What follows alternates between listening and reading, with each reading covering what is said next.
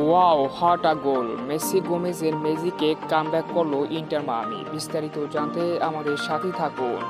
এমএলএস-এর গুরুত্বপূর্ণ ম্যাচে স্পোর্টিং কেসির বিপক্ষে মুখোমুখি হয় ইন্টার মায়ামি।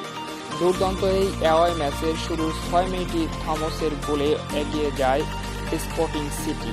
শুরুতেই পিছিয়ে পড়ে ইন্টার মায়ামি। যদিও একের পর এক আক্রমণ করেছিল ইন্টার মায়ামি, তবে ১৮তম মিনিটে লিওনেল মেসির অসাধারণ অ্যাসিস্ট থেকে দুর্দান্তভাবে ফিনিশ করে দলকে সমতায় ফেরান গোমেজ এবং ২৩ মিনিট খেলা চলমান ১-১ গোলে সমতায় রয়েছে ইন্টার মায়ামি ও স্পোর্টিং কেসি।